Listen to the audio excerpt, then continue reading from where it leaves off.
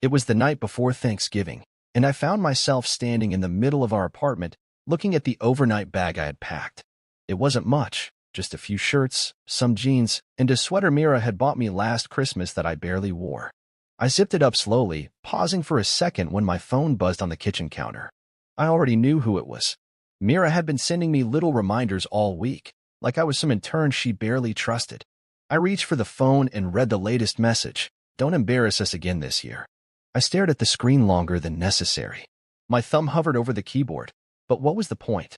Nothing I said would change how she saw me, how her family saw me. I was Griffin Ward, the man who wasn't born with a silver spoon, who didn't know the difference between a wine opener and a salad fork when they first invited me over years ago. It didn't matter that I had worked hard my whole life. To the Bancrofts, I would always be the stray dog Mira dragged in from the street. I tossed the phone into my coat pocket, grabbed my bag, and headed for the door. Outside, the first snow of the season had started to fall, soft and slow under the glow of the streetlights. The city was quiet, almost peaceful, like it was trying to warn me to stay. I ignored it. I had made up my mind to go. If not for Mira, then at least for the thin thread of family obligation that still tugged at me. The drive to Vermont took longer than usual. The roads were slick, and every few miles I passed a car pulled over, hazard lights blinking against the darkness. I kept my hands steady on the wheel, watching the lines on the road blur into the snow. The closer I got, the heavier my chest felt.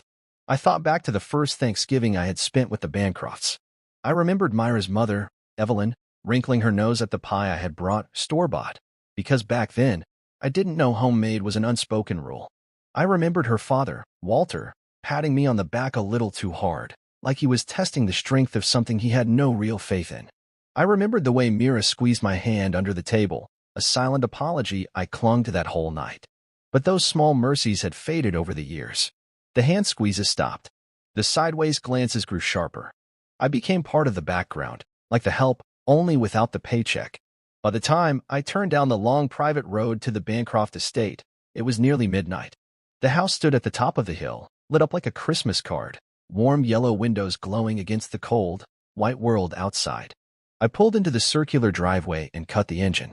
For a moment, I just sat there, engine ticking as it cooled, trying to summon up the energy to go inside. Maybe this time will be different, I told myself. Maybe it won't be so bad. I grabbed my bag, trudged up the stone steps, and pushed open the front door, expecting the usual chaos.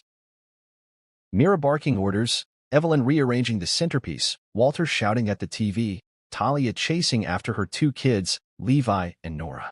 But the house was silent. I stepped inside, letting the door swing closed behind me. The scent of cinnamon candles hung heavy in the air, mixed with the faint aroma of something burnt. My footsteps echoed as I walked into the living room. And there, sitting side by side on the leather couch, were Levi and Nora. Levi, 7 years old, swung his legs nervously, sneakers tapping against the couch. Nora, just 5, clutched a stuffed rabbit to her chest, her thumb jammed firmly in her mouth. They looked up when they saw me, relief flashing across their faces for a split second before something heavier settled back in. I dropped my bag by the door and crossed the room slowly. "Hey, guys," I said gently, kneeling down so I was eye level with them. "Where is everybody?" Levi looked at Nora, then at the fireplace mantel. That's when I saw it, a white envelope, propped up neatly against the vase of dead sunflowers. My name was scrawled across the front in Myra's handwriting. I stood up and walked over, picking up the envelope with hands that suddenly didn't feel steady. I opened it and pulled out a single sheet of paper. "You take care of these brats. Good luck." Mira. My heart didn't just sink. It collapsed, dragging every ounce of trust one had left with it. I was still standing there, reading and rereading the note, when my phone buzzed again. I didn't want to look, but I did. Another text from Mira. "You're just the housekeeper anyway, Griffin. This suits you." I stared at the words until they blurred. My throat burned. My fists clenched at my sides. I should have felt rage. I should have wanted to drive right back into the storm and leave them all behind. But when I looked back at Levi and Nora, so small, so scared, anger wasn't what one. It was something deeper, something heavier. Responsibility. I shoved the note into my pocket and walked back over to the kids. "All right," I said, forcing a smile. "Looks like we're having our own little Thanksgiving party, huh?" Levi didn't smile back. He slid off the couch, tugged on my sleeve with small fingers. His eyes, normally bright and full of mischief, were dark and serious. "Actually, Uncle Griffin," he started, voice barely more than a whisper. I crouched down again, my heart thudding painfully in my chest. "Yeah, buddy?" I said. "What is it?" He bit his lip hard, like he was afraid to say the next part. Then he leaned closer and whispered something that made the room tilt and sway. "Mom and Aunt Mira said they're gonna make you leave, forever." I pulled back slightly, searching his face. He wasn't lying. His little shoulders shook as he said it. "What do you mean?" I asked quietly. "They said." His voice cracked. "They said you'd be sad and tired, and then you'd sign stuff, and then you'd be gone." I closed my eyes for a second, opened them again.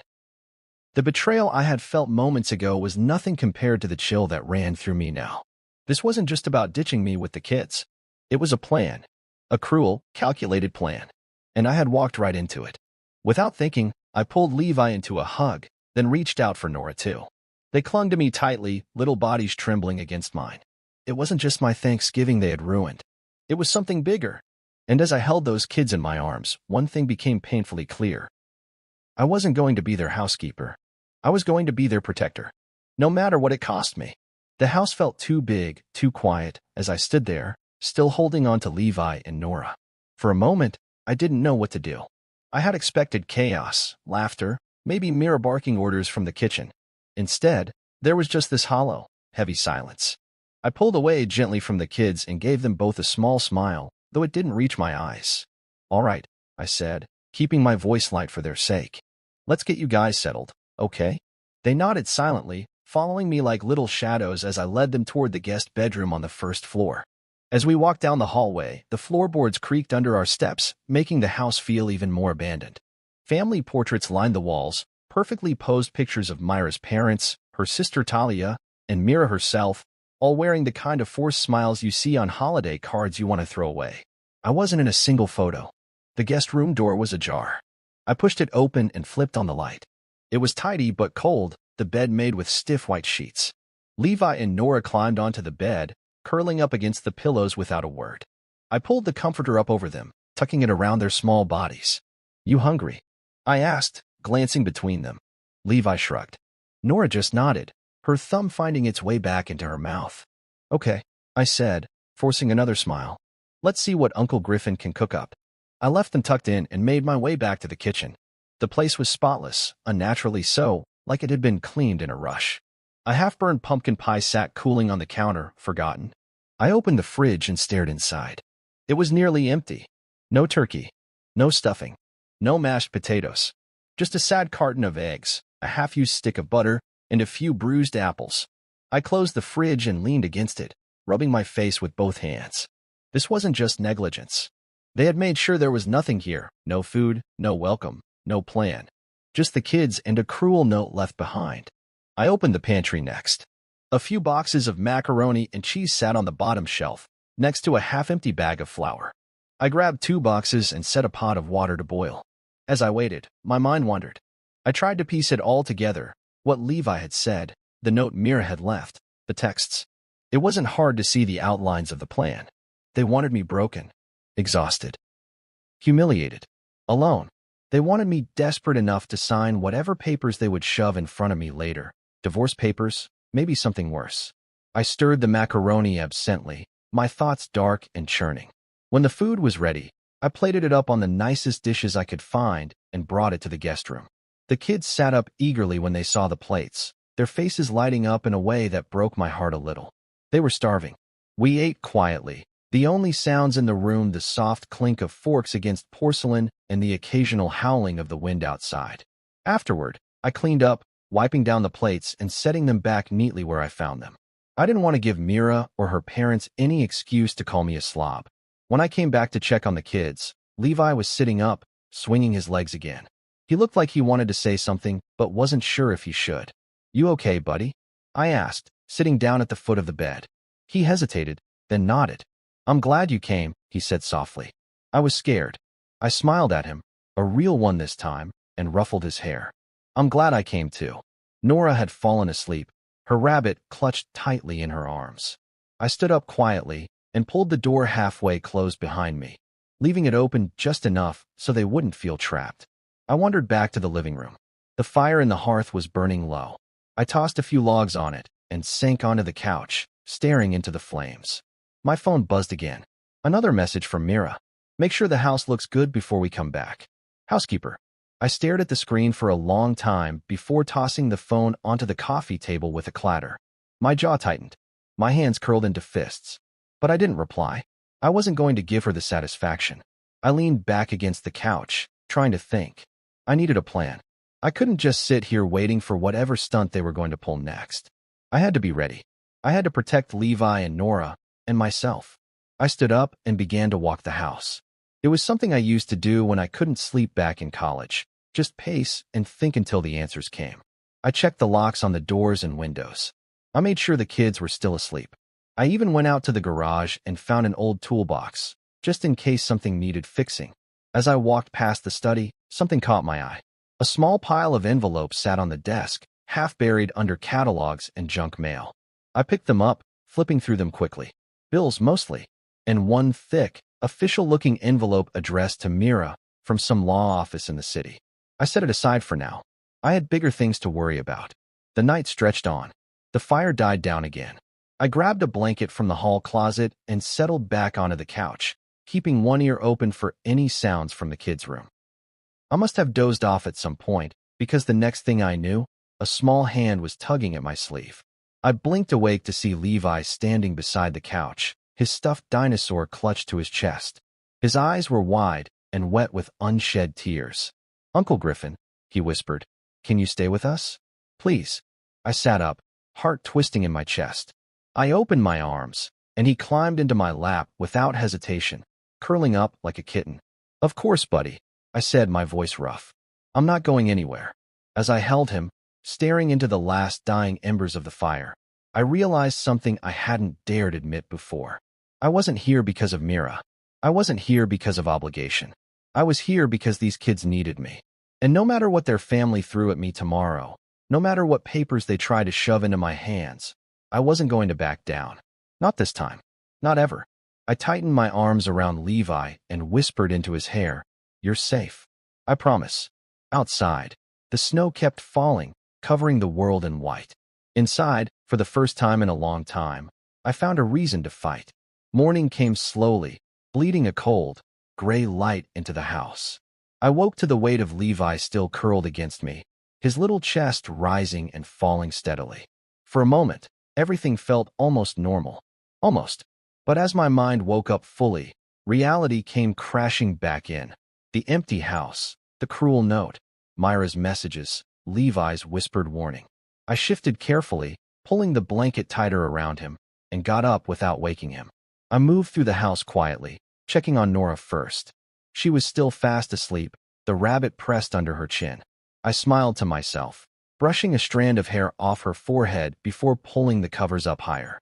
In the kitchen, I started a pot of coffee even though I wasn't hungry. I needed to stay sharp. I needed to figure out what the hell I was going to do. The coffee maker gurgled and hissed while I leaned against the counter, staring blankly at the snow piling up outside the kitchen window. It was coming down harder now, thick flakes spinning wildly. Travel would be impossible by afternoon. Probably part of their plan, I thought bitterly. Trap me here with the kids, wear me down, make it easier to push whatever scheme they had planned. My stomach twisted at the thought. Levi's words kept replaying in my mind. They said you'd be sad and tired and alone. It was disgusting. It was cruel. It was exactly the kind of cold strategy Myra's family would think was brilliant. The coffee finished brewing. I poured a cup, wrapping my hands around the warm mug, trying to chase away the chill in my bones. That's when I heard small footsteps behind me. I turned to see Levi standing in the doorway, his stuffed dinosaur still clutched tight in his arms. He looked even smaller in the oversized guest room t-shirt he wore, his hair sticking up wildly from sleep. Hey, buddy, I said softly. Did you sleep okay? He shrugged, rubbing his eyes. Kinda. Come sit, I said, pulling out a chair for him at the kitchen table. I grabbed a second mug and poured him some warm milk. He wrapped both hands around it, blowing on it like he'd seen adults do. We sat in silence for a few minutes, the kitchen filled with the soft ticking of the old wall clock. Finally, Levi spoke. Uncle Griffin? Yeah, buddy. His voice was small, like he was afraid to even say it out loud. Are you gonna leave too? I froze, the coffee halfway to my lips. I set the cup down carefully. No, I said firmly. I'm not going anywhere. I promise. He stared at me for a long moment, as if trying to figure out if he could trust that. Then he nodded and took a tiny sip of his milk. Good, he whispered. I reached across the table and ruffled his hair again. You're stuck with me, I said, giving him a wink. It earned me a small smile, the first real one I'd seen from him since last night. As he drank, I decided it was time to gently ask about what he had heard. I needed to understand everything if I was going to protect us. Levi, I said carefully, keeping my voice light. Remember what you told me last night? About what your mom and Aunt Mira said? He nodded slowly. Can you tell me more about that? Only if you want to. I added quickly, not wanting to push too hard. He fiddled with the rim of his mug for a moment, thinking. Then he whispered, I heard them talking after dinner. They didn't know I was hiding behind the couch. I leaned forward, heart pounding. What did they say, buddy? He stared down at the table. They said they were tired of you. That you were just the help now. That it'd be easy to make you sign stuff if you were tired and sad. That after you signed, you'd be gone and we'd never see you again. I clenched my fists under the table. Anger burned hot in my chest, but I forced myself to stay calm. And did they say anything else? I asked. Levi hesitated. Then, very quietly, he said, they said, maybe if you were gone, they could move into Grandpa's house faster. Aunt Mira laughed and said you were just standing in the way. I sat back, stunned. Grandpa's house. Of course. Walter Bancroft's estate. Big, historic, valuable beyond measure. It all clicked into place. They weren't just getting rid of me out of spite. They wanted full control of the inheritance. Mira must have realized that being married to me complicated the estate somehow. Maybe I had rights she wanted erased. It wasn't just betrayal. It was theft, hidden under fake smiles and cold holiday dinners. I rubbed my face roughly, trying to think. Thanks for telling me, Levi, I said after a moment. You're very brave. He nodded seriously, as if he understood just how important this was. I stood up and grabbed my phone from the counter. It was time to stop reacting and start acting. I opened my contacts and called Miles. He picked up on the second ring. Griffin, you all right? Not really, I said under my breath, glancing at Levi to make sure he was distracted sipping his milk. Listen, I need advice. Urgent. Go ahead. I quickly filled him in on what Levi had overheard, what the note had said, Myra's texts, everything. Miles cursed quietly on the other end. That's worse than I thought, he muttered. Okay, here's what you need to do. First, document everything. Messages, notes, anything in the house you can find. Second, don't leave those kids alone. If there's even a whisper of mistreatment or manipulation, it'll work in your favor. And third, I asked.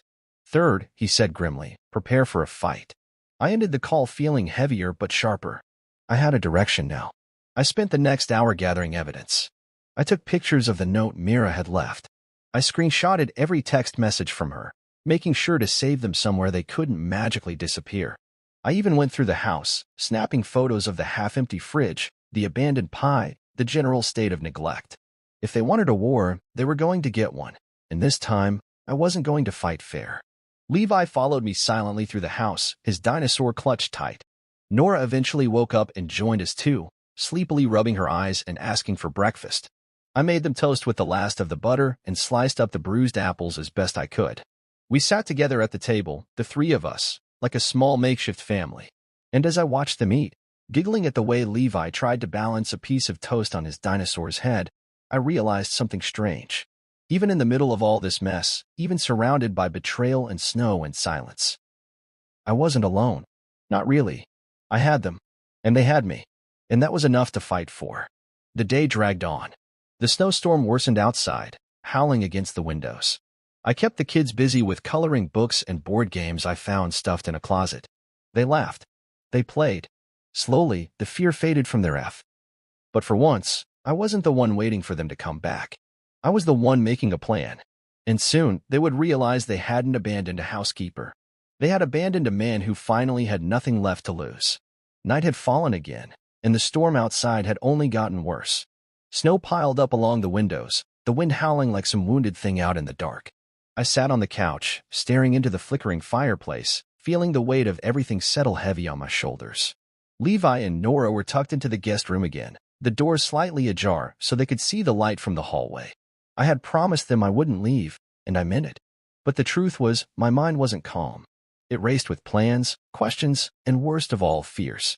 I leaned back and closed my eyes for a moment, letting the warmth from the fire sink into my skin. That's when I heard it. A small sound, like a whimper.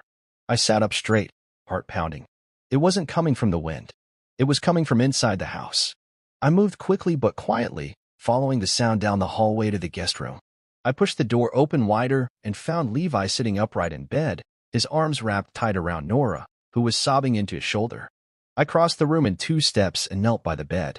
Hey, I whispered, touching Nora's back gently. What's wrong, sweetheart? She clung to Levi harder, her whole body shaking. I had a bad dream, she hiccuped. I nodded, smoothing her hair. It's okay. You're safe now. I'm here. Nothing's going to hurt you. Levi looked at me over her head, his face pinched and serious in a way no 7-year-old's face should ever be. I think it's because of what happened, he said softly. I looked at him carefully. What do you mean, buddy? He hesitated, then said, sometimes when she's scared, she remembers. Remembers. That one word hit me like a punch to the gut. Slowly, carefully, I pulled Nora into my arms. She came willingly, her tiny body fitting against me like she was built to be there. She smelled like apple shampoo and fear. I sat on the floor with her, rocking her gently as her sobs slowly quieted. Levi climbed down from the bed and curled up next to me, resting his head against my side. Together, we sat like that for a long time, the only sound the crackling of the fire down the hall and Nora's soft, hiccuping breaths. When she finally fell asleep again, I lifted her carefully and laid her back on the bed. I tucked her in tight, smoothing the blanket around her. Levi crawled in beside her, his stuffed dinosaur tucked protectively against Nora's side. I pulled up a chair and sat beside them, unwilling to leave the room. Not after seeing that kind of fear. The minutes stretched into hours. I didn't dare move. I just watched them, my mind spinning darker and darker thoughts. What had these kids been through? What kind of people would leave 2 children like this? Abandoned, unprotected, scared out of their minds. And then, without meaning to, my eyes drifted to Nora's wrist. In the soft glow from the hallway, I could see it clearly now. Bruises. Small, purple, and old enough that they had started to fade at the edges. But not old enough to forget. My hands clenched into fists in my lap. This wasn't just neglect. This was worse. Way worse. I forced myself to breathe. I needed to stay calm. For them. I pulled my phone from my pocket and quietly snapped a picture of her wrist, making sure the bruises were clearly visible. I hated myself for doing it, but I knew it was necessary. I had to build a case. I had to protect them. I sat there until the first light of dawn crept through the frost-covered windows, pale and weak. When Levi stirred awake, blinking up at me sleepily, I smiled down at him. Morning, buddy, I whispered. He nodded, then glanced at Nora, who was still fast asleep. She okay? He asked. Yeah, I said softly. She's okay. We got up quietly and tiptoed out of the room. In the kitchen, I made a sad excuse for breakfast, toast again, with a little butter scraped from the wrapper's edge. Levi ate silently, swinging his legs under the table. I sipped my coffee, my mind racing. After breakfast, I called Miles again. He answered on the first ring. Talk to me, he said. I told him about the bruises, about the nightmare, about Nora's terror. There was a long pause on the other end. Then he said, Griffin, you need to get authorities involved. Immediately.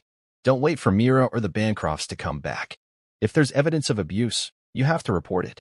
My stomach twisted. I hated the idea of dragging the kids through more trauma. But Miles was right. I'll make the call, I said quietly.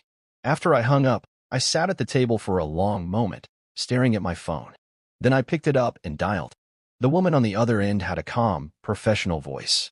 I explained everything carefully, factually, without emotion clouding my words. I told her about the note, the abandonment, the bruises. She asked a lot of questions. I answered every single one.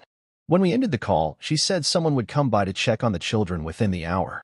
I hung up, set the phone down, and let out a long breath. It was the right thing to do. But it didn't make it any easier. Levi sat on the floor, building a tower out of old board game pieces. Nora had finally wandered in, her rabbit clutched tight, watching Levi quietly. I knelt beside them and said gently, some people are going to come by soon. They just want to make sure you're both okay. They're nice people. You don't have to be scared. Levi looked up at me seriously. Will you stay with us? Every second, I promised. An hour later, the doorbell rang. I opened it to find a woman in a dark coat and a man with a notepad. Behind them, a patrol car idled quietly in the driveway. Mr. Ward? The woman asked. That's me. She smiled kindly. We're here to check on the children. I stepped aside and let them in. The kids sat stiffly at the table, wide-eyed and silent. I stayed close, answering the officer's questions while the social worker knelt to talk to Levi and Nora at eye level. They were scared, but brave. They told the truth. And when Nora showed the woman the bruises on her wrist, something shifted in the room. The air got heavier, more serious.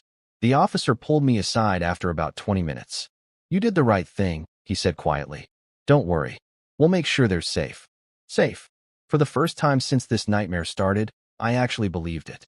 As the officers made notes and the social worker spoke gently to the kids, I stood back and watched. I wasn't just fighting for myself anymore. I was fighting for them. And nothing was going to stop me now. The house felt emptier after the officers and social workers left, but not in a bad way. More like a storm had passed through and taken the worst of the darkness with it.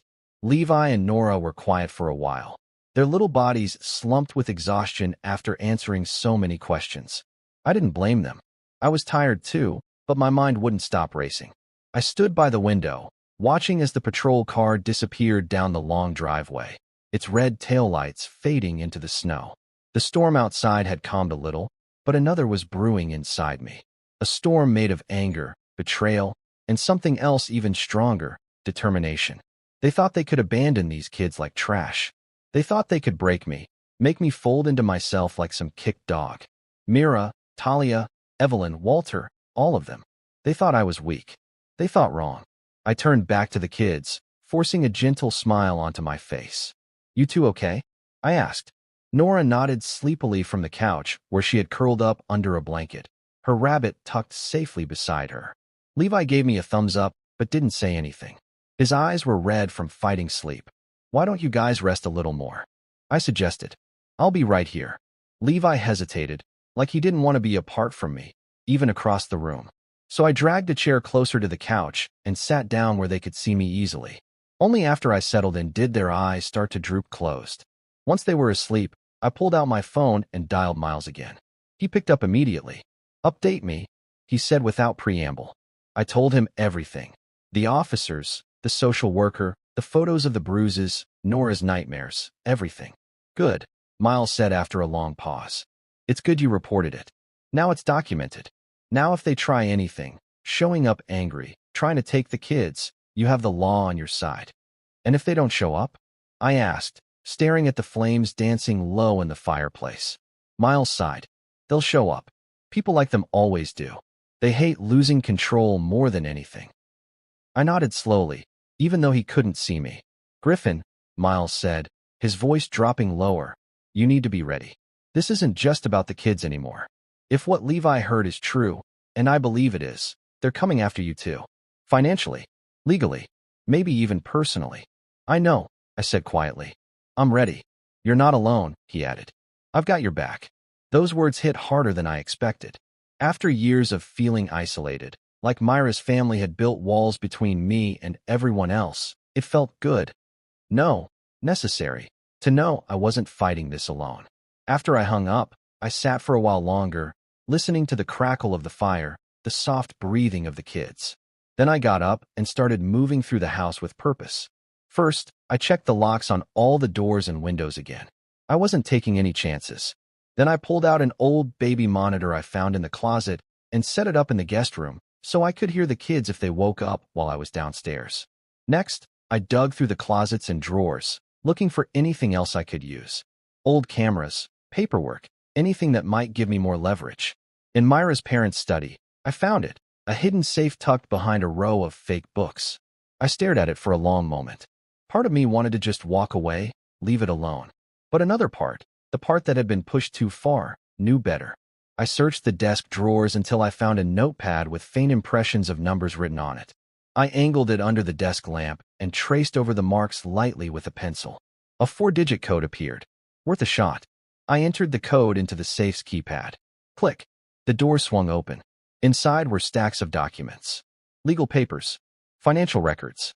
bank statements, and tucked in the back, a manila folder labeled simply, Ward. I pulled it out, heart pounding. Inside were papers I had never seen before, drafts of contracts, property transfer forms, even a preliminary divorce agreement with my name typed neatly across the top. All unsigned, but all ready to go. I flipped through them quickly, while rising in my throat. They had been planning this for a long time, waiting for the perfect moment to spring it on me. Well, not anymore. I snapped photos of everything, making sure to document every page before carefully putting it all back the way I found it. I wasn't going to confront them yet, not until I had more pieces in place. The clock in the hallway chimed softly, 3 in the afternoon. The kids were still asleep. The storm outside had turned into a quiet snowfall, peaceful and soft. It was the perfect kind of deceptive calm before a hurricane. I knew in my gut Mira and the Bancrofts would come back soon. They weren't the kind of people to let things go. I sat back down by the fire, keeping one ear tuned to the baby monitor, the other to the driveway outside. Every plan they had made counted on me being broken, helpless, alone. But sitting there, in that warm room with 2 sleeping kids who trusted me more than anyone else in their lives, I realized something Mira had never understood. They didn't make me weaker by abandoning me. They made me stronger. They gave me something real to fight for. And when they finally came through that door, thinking they still had the upper hand, they were going to find a very different man waiting for them. I wasn't the scared, desperate husband anymore. I was something else entirely. Someone who wasn't afraid to burn their whole fake empire to the ground if it meant keeping these kids safe and keeping my own soul intact. I leaned back in the chair, listening to the soft crackle of the fire, feeling the slow, steady beat of my heart. The storm was coming, and this time, I wasn't running from it. I was standing right in the center, ready to face whatever came next. Thanksgiving morning dawned bitterly cold, the sky a dull silver with fat clouds still threatening more snow. I stood at the kitchen window, a mug of black coffee warming my hands, and watched the slow drift of flakes outside. Inside the house, it was quiet, almost too quiet. Levi and Nora were still asleep upstairs, bundled deep under the covers. The baby monitor crackled faintly beside me on the counter, their soft breathing a small comfort against the heavy silence that filled every room. I took a slow sip of coffee and set the mug down with a soft clink. Today was supposed to be about family, about being grateful, about full tables and crowded living rooms and laughter that echoed through the walls. Instead, I stood there alone in a house that felt more like a mausoleum than a home. And still, I wasn't broken. I had a plan now, a reason to fight. I spent the next hour moving through the house quietly, preparing. I checked the safe again to make sure everything was exactly as I had left it. I double-checked the photos stored on my phone, pictures of the bruises, the note Mira had left, the empty fridge, the pre-signed documents from the safe. Every piece of evidence was ready, organized, backed up. It wasn't enough just to know the truth. I needed proof.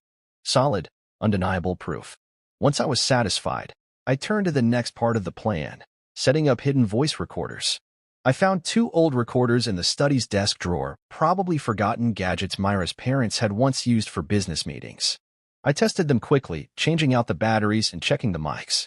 They worked perfectly. I tucked one behind a stack of books in the living room, near the fireplace where I figured most conversations would happen. The second one, I placed behind a decorative vase in the dining room, aimed straight at the head of the table. If Mira and the others tried to spin lies when they arrived, they wouldn't know their own words were already being captured. I wasn't just going to survive today. I was going to turn the whole thing on its head. By the time Levi and Nora padded into the kitchen, rubbing sleep from their eyes, everything was in place. "Happy Thanksgiving, Uncle Griffin," Levi mumbled, yawning. I smiled and ruffled his hair. "Happy Thanksgiving, buddy." Nora climbed into my lap without a word, curling against me like a kitten. I hugged her close, feeling the tiny, fierce protectiveness rise up again in my chest. We made the best breakfast we could manage: burnt toast, powdered hot chocolate from an ancient box in the pantry, and canned peaches. It wasn't much, but we made it a feast. Levi drew turkeys on scrap paper. Nora made a little sign that said "family dinner" and taped it crookedly to the wall. It was the kind of messy, perfect morning that Myra's family would have sneered at. But to me, it felt more real than anything we'd ever had in those crowded, silent dining rooms stuffed with expensive centerpieces and cold conversation. Around noon, the first text came through. "Mira, be ready when we get there. I don't want excuses." I stared at the message for a long moment before locking the phone and slipping it into my pocket. No response. Let them wonder. Let them walk right into it. By 1 o'clock, I heard the crunch of tires on the driveway. I stood at the window and watched their cars roll up like they owned the world. Shiny black SUVs, polished to a mirror finish, sliding to a stop outside the front door. My heart thudded once, hard, then settled. Game time. I knelt and spoke quietly to Levi and Nora. Listen, I said gently, when they come in, I want you guys to stay in the kitchen, okay? Just stay there and keep playing. No matter what you hear, no matter what they say, I'll be right here. Levi nodded seriously. Nora clutched her rabbit tighter, but nodded too. I kissed the tops of their heads and rose as the front door opened. Mira breezed in first, her heels clicking sharply on the tile floor. She wore a designer coat, makeup flawless, smile fake as a plastic doll's. Behind her came Talia, smirking, carrying 2 shopping bags. Evelyn and Walter followed, Evelyn sniffing the air like she expected the house to smell like disappointment. It probably did to them. Mira spotted me immediately. Oh, look, she said, her voice bright and cutting. The housekeeper survived the night. Talia laughed. Evelyn smiled approvingly. Walter gave me a heavy clap on the back that nearly knocked the air out of me. Good work, son, he said loudly. We knew you had it in you. I said nothing. I just smiled politely, like I hadn't seen the plan they had hidden behind their crocodile grins. I watched them carefully, noting the way Myra's eyes darted around the house, checking for signs of a mess, checking for weakness. She found none. After a few minutes of awkward small talk, mostly them congratulating themselves, Mira clapped her hands together. All right, everyone into the living room, she said. We have some family matters to settle. There it was. The real reason they were here. I followed them into the living room, watching as they settled onto the leather couches like royalty preparing to hand down a decree. I stayed standing. Mira gave me a thin smile. Griffin, she said sweetly, we thought it would be easier for everyone if we just handled some paperwork today. You know, before things get complicated. Walter pulled a thick envelope from inside his coat and dropped it onto the coffee table with a heavy thud. Just some formalities, he said. No big deal. I didn't move. Mira tilted her head, pretending confusion. You look tense, darling. Aren't you thankful for everything we've done for you? Behind my back, my fingers curled into fists, but my face stayed calm. I'm very thankful, I said smoothly. In fact, I was hoping we could all have a little chat before any paperwork gets signed. Talia snorted. Evelyn frowned. Walter sighed like he was dealing with a particularly slow child. Myra's smile tightened. And what exactly do you want to chat about? She asked. I walked over to the fireplace and picked up my phone. With one tap, the hidden recorder began to play.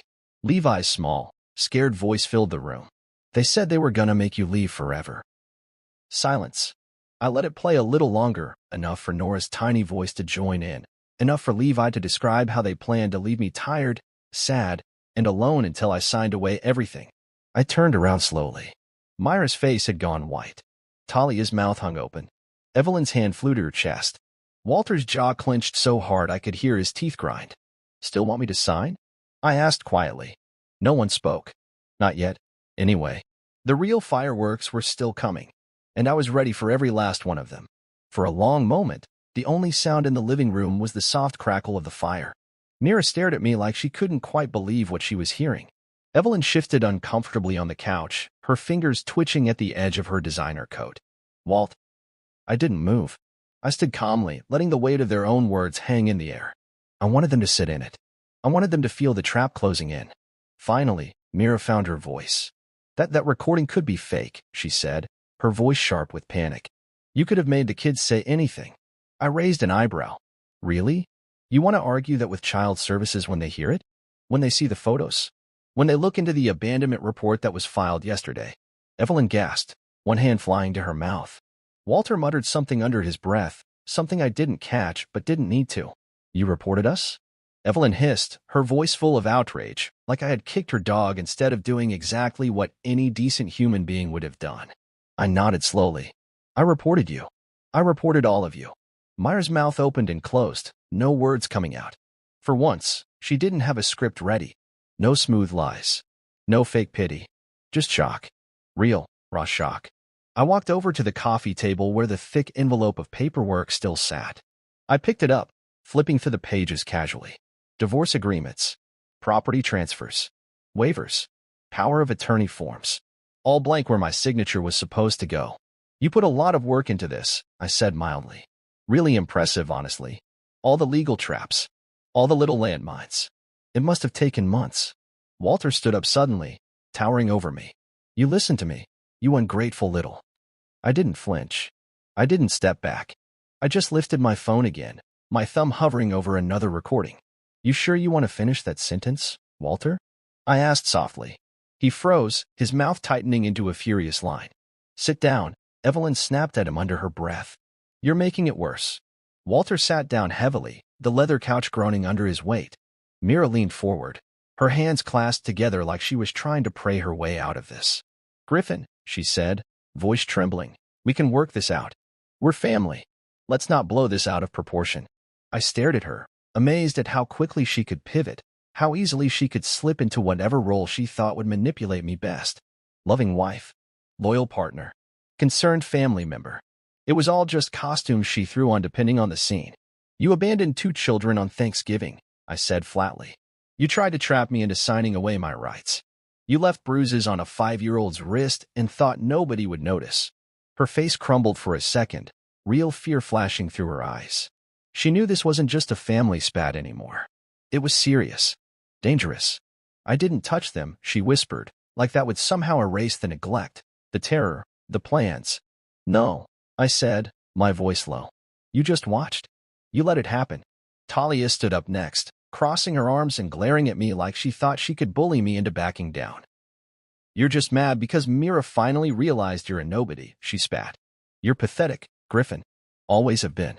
I almost laughed. Almost. Instead, I smiled. Slowly, calmly. I might be a nobody to you, I said.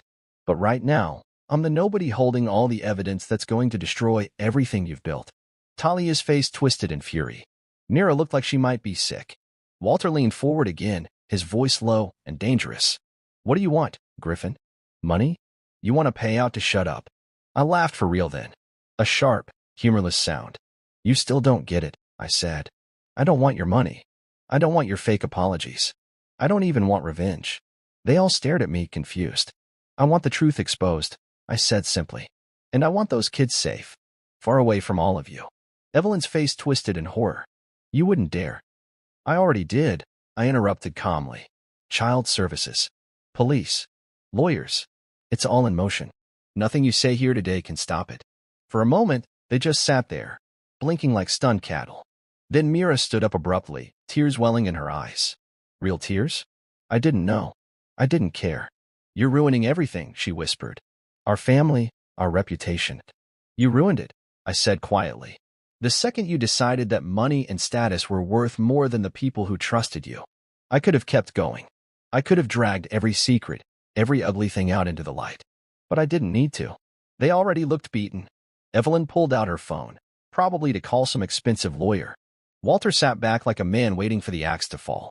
Talia muttered curse words under her breath, pacing like a caged animal. Mira just stood there, shaking. I turned toward the stairs where Levi and Nora peeked around the corner, wide-eyed but safe. I gave them a small nod. Stay put. It's almost over. I faced the Bancrofts one last time. I suggest you leave, I said calmly, before things get even worse for you. Walter's mouth worked silently for a moment. Then, with a grunt, he grabbed his coat and stormed toward the door. Evelyn followed, her heels clicking furiously against the tile.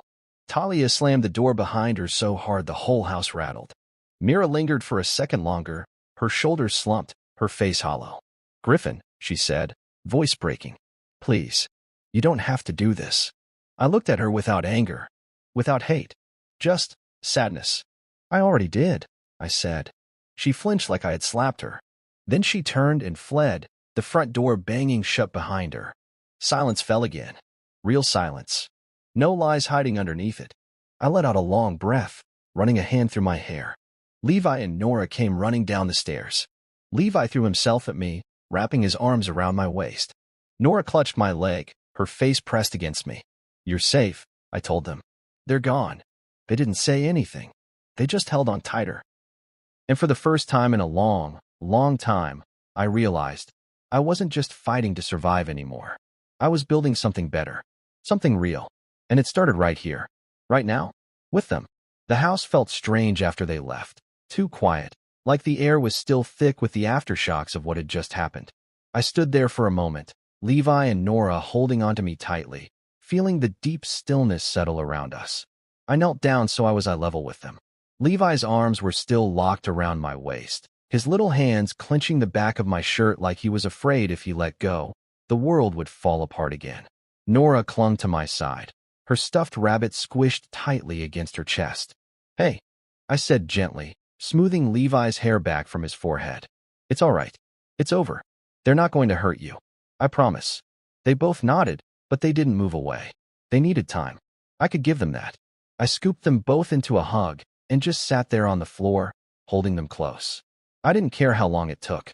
If it meant they felt even a little safer, I would have stayed like that until the sun went down. Eventually, Levi pulled back a little and looked up at me with wide, worried eyes. "Are they going to come back?" he asked. I shook my head. "No, buddy. They're not coming back. And even if they tried, they can't take you away from me. We're going to stick together. You're safe now." He stared at me a second longer, searching my face for any sign of a lie, any crack in my promise. Finding none, he nodded and wiped his nose on his sleeve. Nora didn't say anything.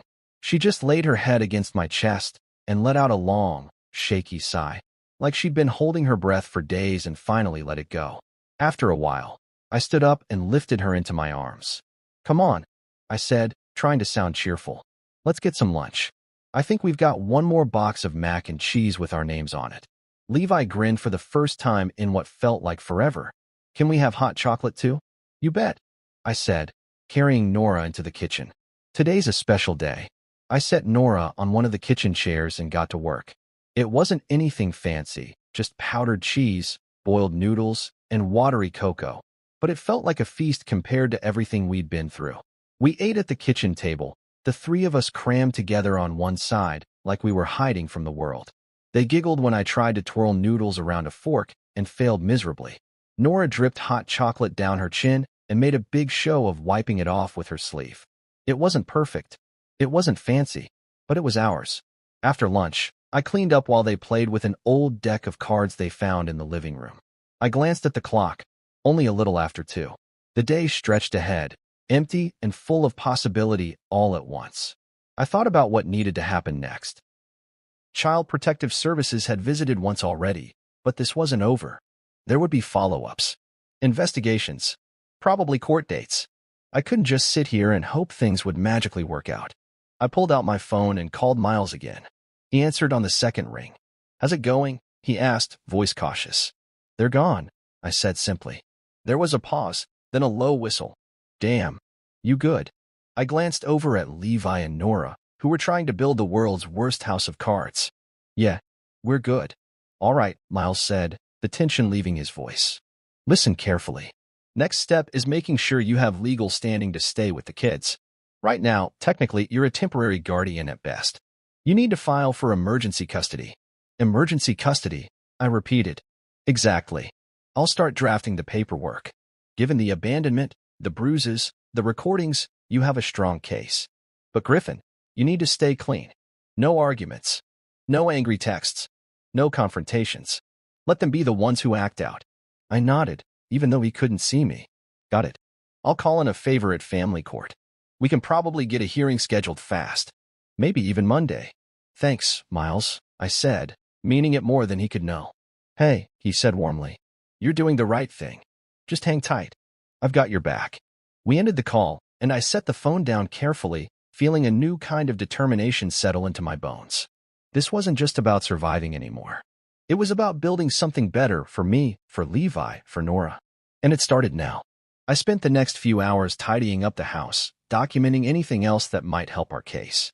Abandoned toys. Empty rooms. The untouched Thanksgiving decorations Mira had bragged about planning but never actually set up. Everything I found, I snapped photos of. Evidence piled up like snow outside the windows. The kids helped where they could, stacking books, folding blankets, picking up little messes. They didn't complain. They didn't whine. They just worked quietly, like they understood, even at their young age, that something important was happening. As the sun started to dip behind the trees, painting the snowy world outside in shades of gold and pink, I decided it was time to make things feel normal, or at least as normal as they could be. Movie night, I suggested, pulling out an old box of DVDs from a closet. Levi's face lit up. Nora clapped her hands in excitement. We built a blanket fort in the living room, dragging every chair and pillow we could find into a crooked, wonderful mess. We piled inside with a stack of movies, a bowl of popcorn made from the last kernels in the pantry, and a couple of flashlights for atmosphere. As the first movie started, I looked around at our little fort, at the kids snuggled up close, at the snow falling gently outside the windows, and I felt something I hadn't felt in a long time. Hope. Real, stubborn, unkillable hope. It wasn't over yet. We still had battles ahead. Courtrooms, lawyers, lies and accusations, and long, hard days. But sitting there, with Levi's head on my shoulder and Nora's tiny hand curled around my wrist, I knew one thing with absolute certainty. We were going to make it. Together. No matter what came next. As the movie played and the kids drifted off to sleep against me, I sat there in the soft, flickering light and made a silent vow. I would protect them. I would fight for them. And I would never, ever let anyone hurt them again. Not Mira. Not Talia. Not Evelyn. Not Walter. No one. We were a family now, an unexpected, imperfect, wonderful family. And nothing was going to tear us apart. Not this time. Not ever. The weeks that followed were a blur of paperwork, meetings, and hearings. Every day felt like a battle, but for the first time in a long while, I didn't feel like I was fighting alone. Miles kept his word, moving faster than I thought possible.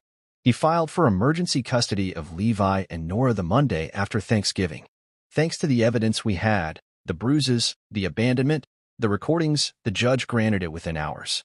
Temporary, for now, but it was a start. The Bancrofts, of course, didn't go quietly. Mira tried first, sending long, rambling texts that swung between begging and threatening. One minute she missed me, missed her family, and the next she reminded me that I was nothing without them. I didn't respond. I saved every message, every voicemail, every missed call. When the texts didn't work, Evelyn tried next, through their family lawyer.